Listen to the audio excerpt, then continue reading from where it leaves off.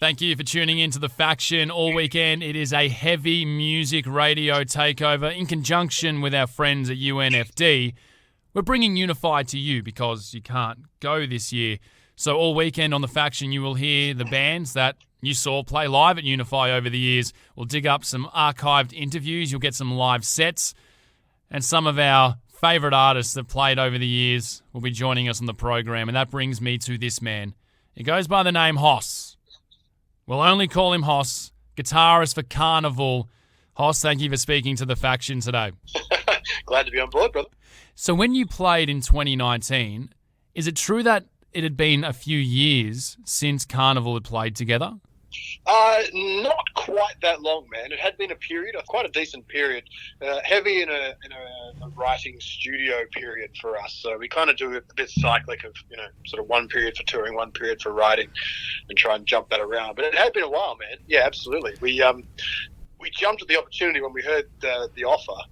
We knew it was a little bit out of our spectrum, something a little bit different. And, obviously we're a pretty different sort of progressive band and not exactly fitting the Unified lineup, I don't think. But I think, I know they're trying to do that. I love that about Unified, the fact that they do that, things like that, step a bit outside their circle. Oh, man, it was a pleasure. It was such a great festival. Before your team got the phone call or got the email, had any of you heard of Unify before? Yeah, we had, man. We knew some of the organisers, and we knew it's sort of a bunch of the cats that were doing it and putting it on and had been working hard behind the snes. So, Australia's a small place. I think, still all heavy, but very different styles. But we knew a bunch of the bands, good friends with a lot of the bands on that run, and, some of the organisers as well, man. So, yeah, we had a pretty good head. It was I remember the backstage of that festival just being a good catch up with cats, catching cats you hadn't seen in a long time. So it was definitely that kind of festival. I mean, most Australian festivals are, but that one had a good place in our hearts. Can you mention some of these kitty cats? Some of these cats? Oh, yeah. The cats that were there. Oh, I wasn't sure where you're going. Yeah, I didn't know where I was going either, but I tried. The Ocean Grove Cats, a bunch of bands that were playing there, man. Even the Under Oath guys, the guys that were headlining above us on the night.